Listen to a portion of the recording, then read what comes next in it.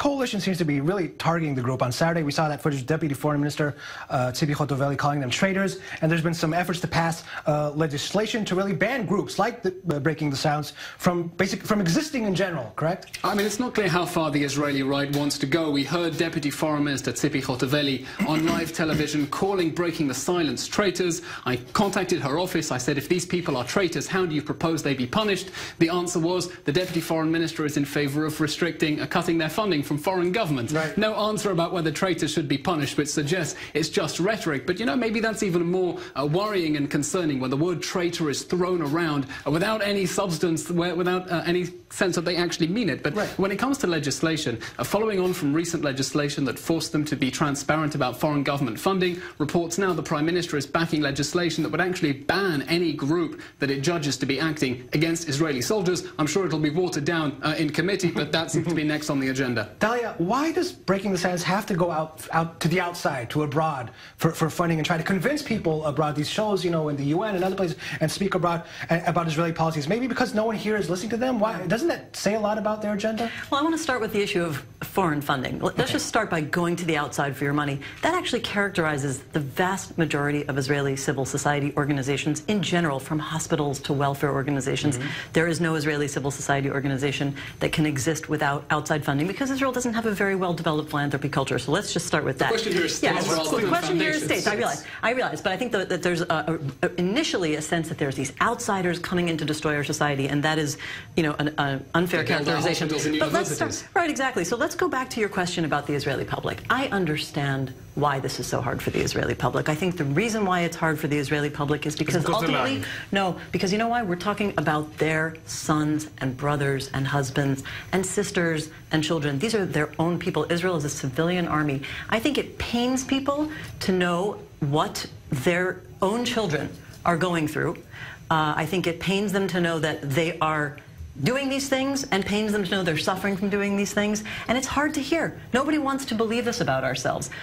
I think that's the question of why it's so hard for Israelis to hear. And then when you say why do outside, or why are they talking to outsiders? They talk to everybody. The reason they cannot manage. They actually do talk to all of Israeli society. The question is who listens. Well, not the schools anymore now. They've been banned by the education minister. And the reason that they've been banned from schools, the reason they cannot raise funds from within Israel, because everybody here knows the army up front and from close, and everybody here knows that they're lying. I've been to the army. I know that they're lying. Everybody here knows that no one would like to do. Everybody would like to donate to a cause that is making the IDF more just, more fair towards any population. Do you have proof that all the testimonies are lies? First of all, I do not have to prove anything. They are the ones that have to prove. And over and again, when they were, you have to back up a claim that they're all lies. So here's the backup. Of course, in the previous session, I just said 3 times courts asked them to prove and to stand behind what they're saying. From analogy. And they have that never. Doesn't back up this is not an analogy. No. If you are saying, arguing from 3 analogies is arguing from analogies. That IDF soldiers are murderers, are molesters, etc. If you are saying that, please have the dignity to stand behind it. Now, there is another thing that must be stated in this context. There is an article in the Israeli Label Act of 1966 that says that there is such thing as a class action in terms of label, but the only person who is allowed to take such an action is the general attorney, and he has never done so. One of the legislations that is currently on the table because of this affair is saying that every citizen who is offended as a part of a class from label would be able to go to court and to demand justice. Now, once this is going to happen, this would be the end of Breaking the Silence. Remember that Breaking the Silence also has a very, very rigorous process for taking their testimonies. You know, they don't take testimony from anybody who just comes to them.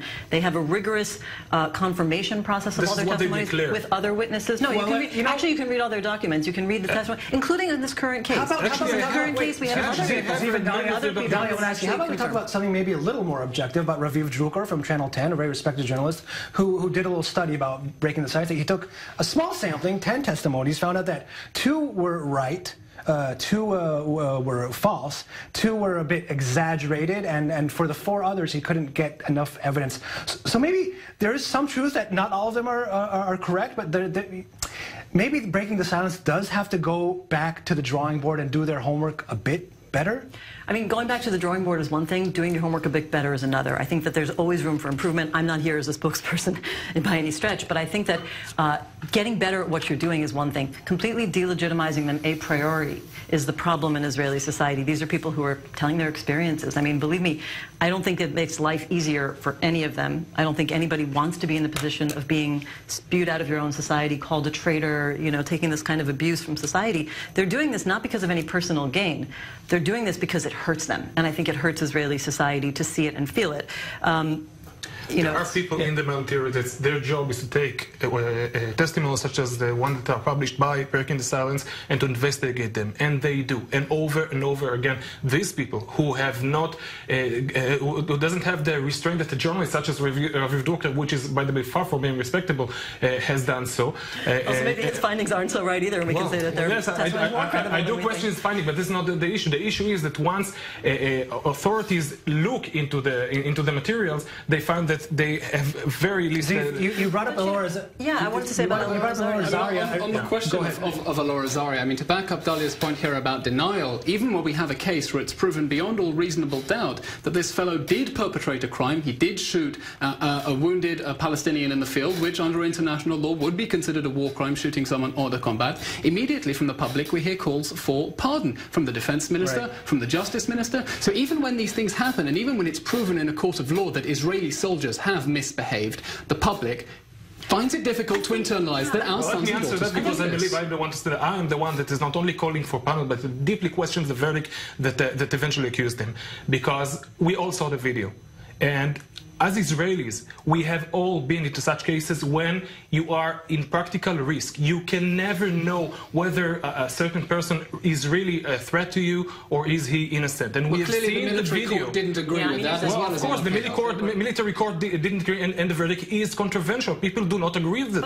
People ask for pardon because they believe he is indeed innocent. I only have half a minute left. We have to remember that Alor Azaria is one case, and there are so many. It's far from the only one. We have, you know, going back to bus number 300, and then, you know, last night, the very evening after the morning of all this talk about the Breaking the Silence case, there was a special on 30 years since the start of the first Intifada, and they showed the video from CBS of 4 soldiers beating 2 Palestinians who were completely defenseless, doing nothing. It happens all the time. You can go ahead and go 30 years back, but the fact is that I'm afraid we're going to have to end on disagreement on this. Eylon, Dalia, Ziv, thank you very much for coming. Unfortunately, Breaking the Silence refused to send a representative. That's right. I mentioned that at the beginning. Don't go anywhere. We'll be right back.